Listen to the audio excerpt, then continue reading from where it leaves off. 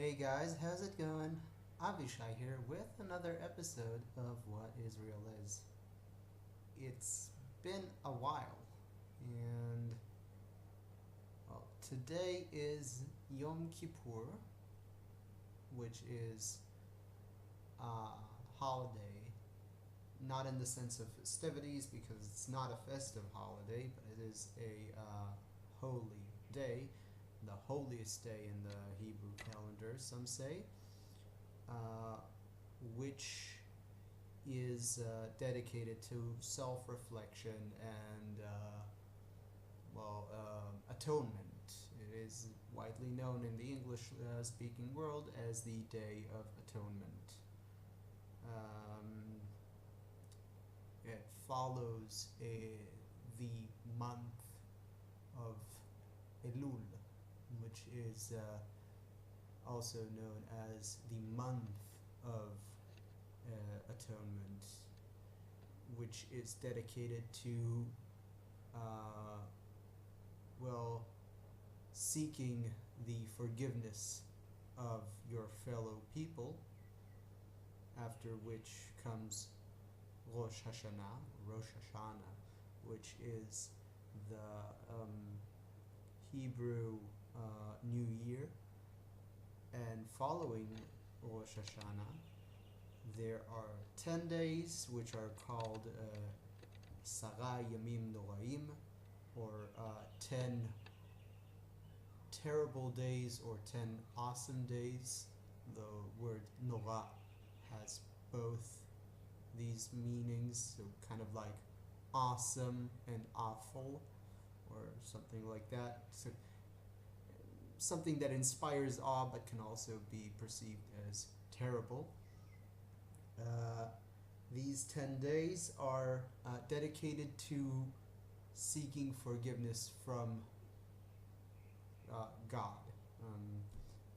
So you have a month of seeking forgiveness from your fellow people, and then 10 days dedicated to seeking forgiveness from God, and then it culminates in Yom Kippur, which is the day in which our destinies are sealed for the year to come, something of that sort. I don't believe in that.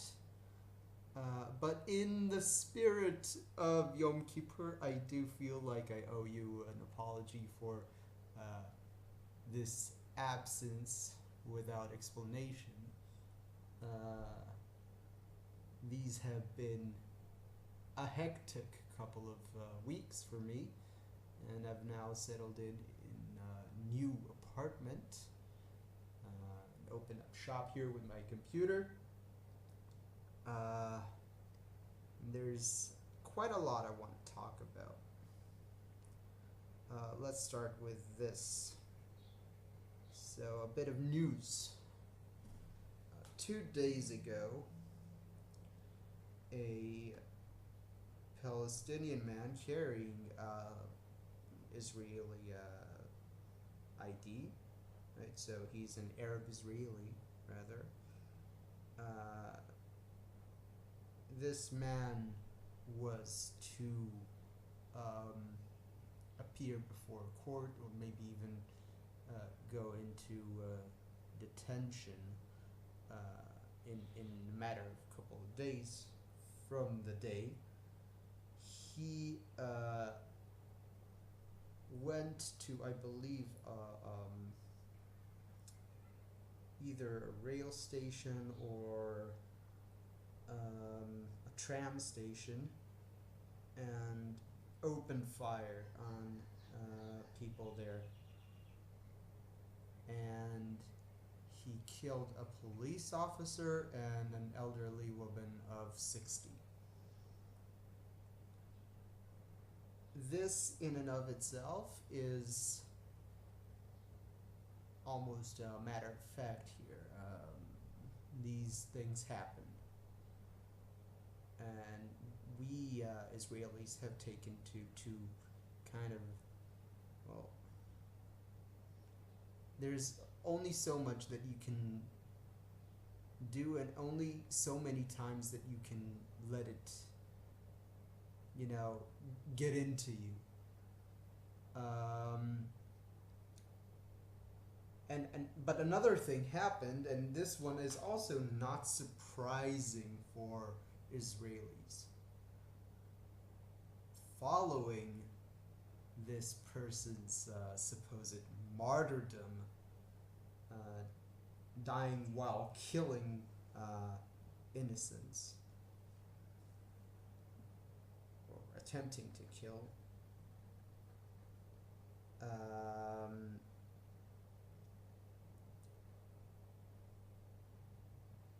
His house became a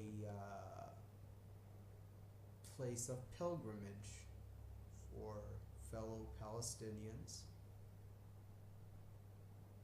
The banners of Hamas were hung from the roof, and Palestinians all around the neighborhood took to the streets to celebrate.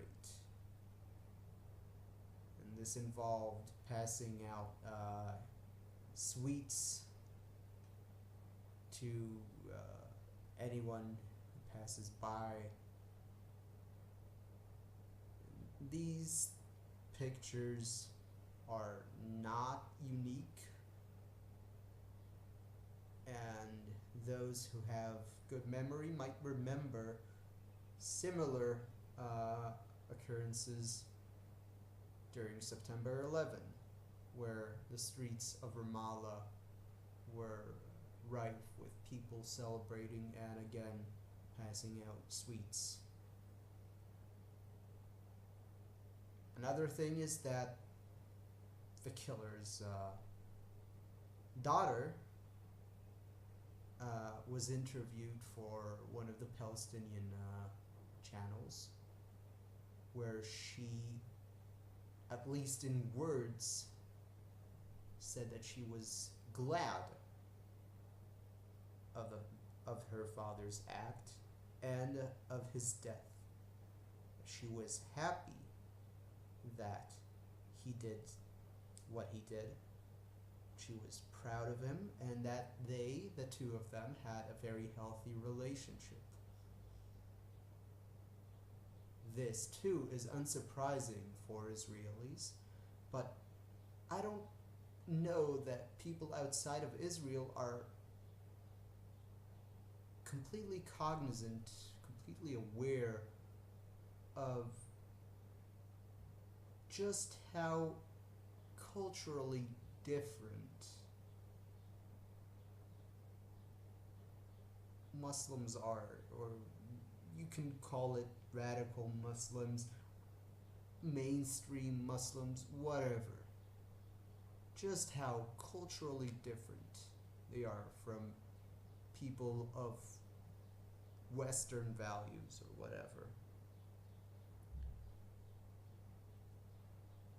Again, and I remember another interview by Palestinian channel where they interviewed the mother of a teen who attempted to attack. I don't quite recall the details of his supposed martyrdom, but in that interview she said again that she is very proud of him and very happy that he did what he did, and that she is more than willing to follow in his footsteps, which point she took a knife out of her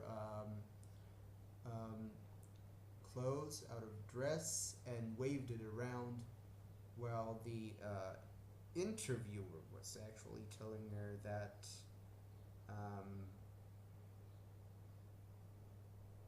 that is inappropriate, which was rather funny.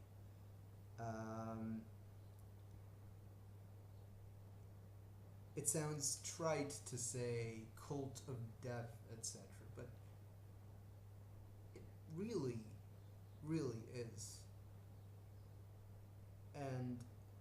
the concept of martyrdom within Islam is, well, it's kind of a big deal, at least at the moment. To deny it, well, you could deny it as much as you like. It's a fact of what it's like. And you can say that it's not about religion, but that it's all politics. But you don't see people within other military conflicts or political conflicts between different people, different nations, or you don't see this kind of behavior there. This kind of glee and happiness and celebration at the death of a loved one. This is just a point that I wanted to drive through before going on to maybe the main topic of this episode. And it's about the UN, United Nations. In the 50s, following a steady stream of terrorist attacks coming out of the Gaza Strip into Israel. And at the time, the Gaza Strip was occupied by Egypt, and the West Bank was occupied by Jordan. There was a debate going on in the Knesset, I believe, where Ben-Gurion, the first Prime Minister of Israel, was pondering that in order to put a stop to the Egyptian terrorist attacks from Gaza, that it might be prudent to occupy Gaza. And this is about 12 years prior to the actual occupation of Gaza by Israel.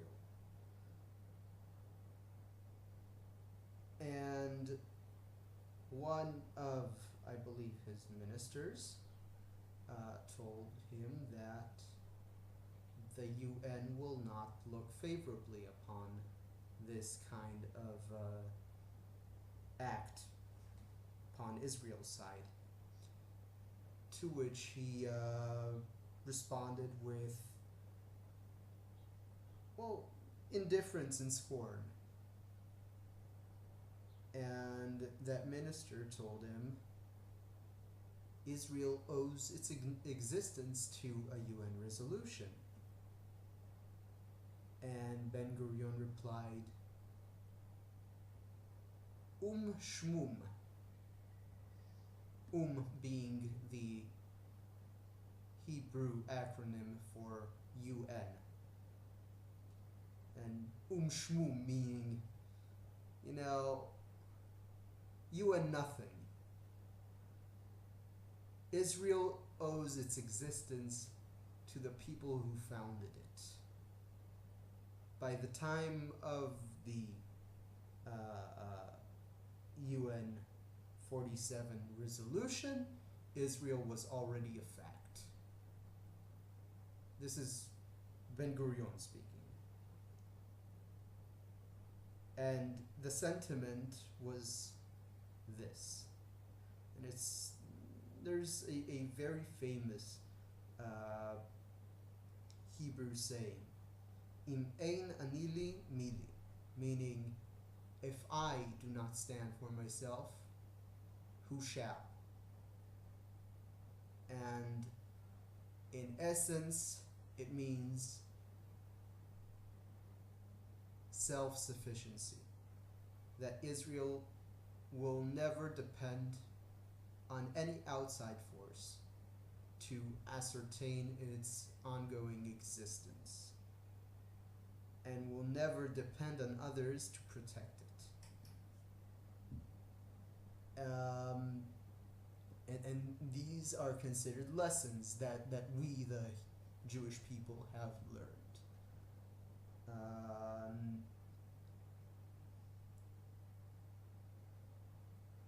And this kind of scorn that Ben-Gurion showed the UN, I feel is well placed. It seems to me that a lot of detractors of Israel speak of the UN as if it is what it ideally is, rather than what it actually is. And what the UN actually is sadly a farce. A toothless organization, much like the League of Nations, which it replaced, which it supplanted, the same League of Nations that was powerless to stop a world war.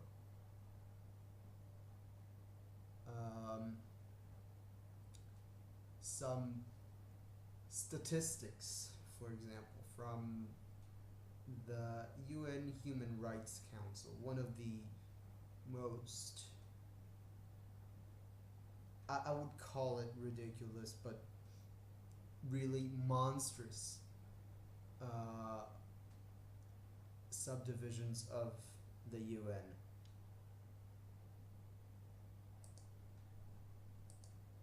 So these are from, I believe, August 2015, and it's the number of human rights condemnations from the Human Rights Council from its creation in the summer of 2006 to the summer of 2015.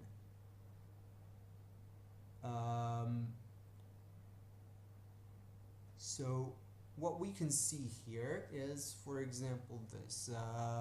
Alphabetically, I'm going through this and I'm seeing a lot of zeros, meaning zero condemnations, but Belarus has 5. Belarus is a dictatorial state in Europe, and it's considered the last dictatorship in Europe, which I don't believe is quite accurate, as I don't feel that it's alone in the distinction. There are many African nations here which have absolutely zero condemnations. China, which is well known for organ harvesting and religious persecution, 0. Congo, which is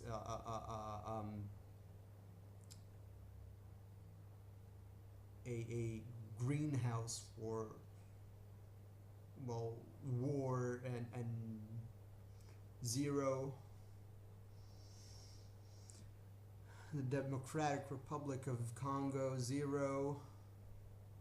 Egypt, whose leadership right now owes its position to a military coup, 0. Eritrea, which numbers at the bottom of the freedom of press, has 4.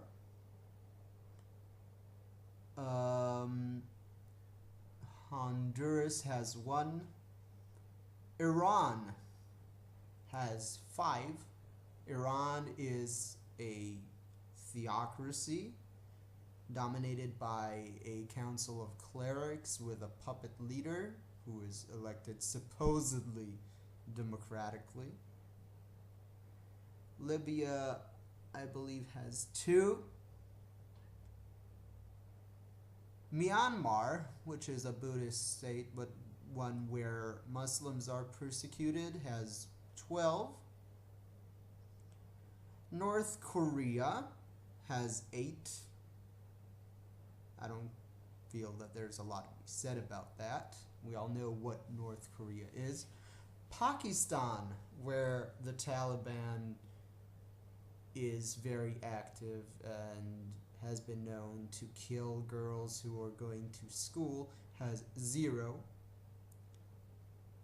Qatar, one of the world's greatest funders of terrorism and one of the last bastions of actual slavery in the world, has 0 condemnations. Russia, which is currently occupying parts of the Ukraine, 0. Saudi Arabia, again, one of the world's greatest funders of terrorism, a place where Sharia law has people executed in the street in the most gruesome of ways, 0. South Sudan, where people are currently being massacred, 0. Sri Lanka has 3. Sudan has 2. Syria has 17. Fair. Turkey, which is fast becoming one of the most brutal dictatorships in the region, has 0. Uganda has 0.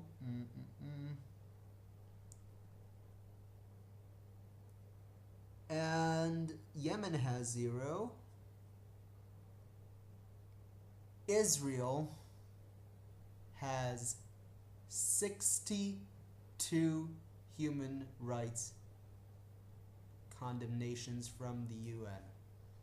I'm sorry if I dragged a bit here, but I just wanted to drive the point home. So Israel has 62 human rights condemnations, which is more than all other countries combined. Let that sink in. And tell me if there might be a reason to suspect some bias here. It might be that possibly the amount of condemnations Israel has been subjected to might not be reflective of the gravity of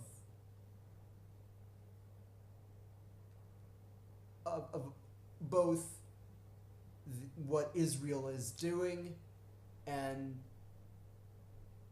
the worst human rights offenses in the world. That it is possible that Israel might not be the worst human rights offender in the world. I would suggest maybe, just maybe, looking into stuff that is happening currently in Africa or in China or in other countries in the Middle East. That possibly there are countries which are maybe as bad, maybe a tiny bit worse. Here, the argument that Israel is expected to do better, that it answers to a higher standard, does not hold water.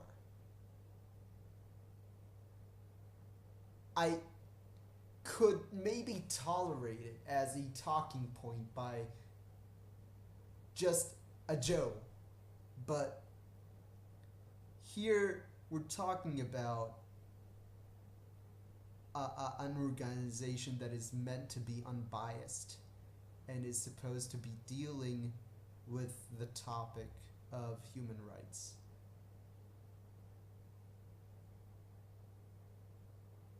This is ridiculous. And Israelis are not blind to it. If you ask yourself why Israelis are so deaf to criticism, it's because of this. It's because they know people are biased against them.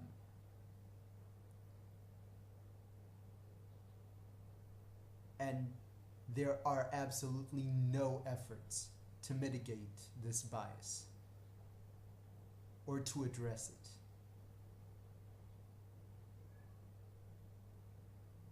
That is not to say that Israel is not an offender, but to claim that it is the worst of the worst, you'd have to be an absolute madman to believe that.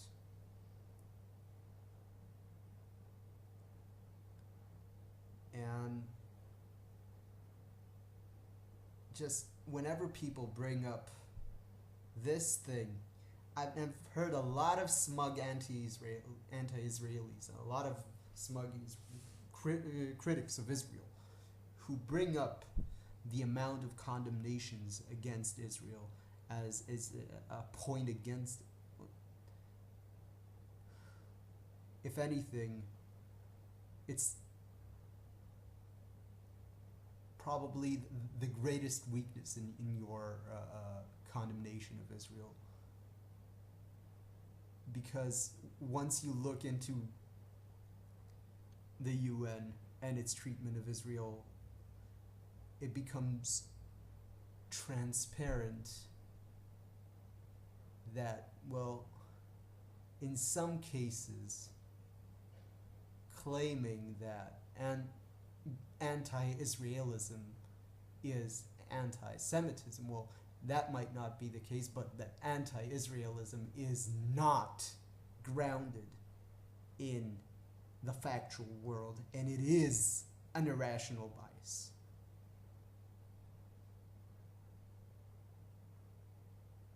And much of the criticism of Israel is informed by these kind of, recognized, respected bodies. And it is the reason that so many activists, or tourist activists, come to Israel out of all places. That and the knowledge that in all likelihood they'll be able to have this fun little adventure without actually, dying. This is it for today, and hopefully I'll see you guys next week.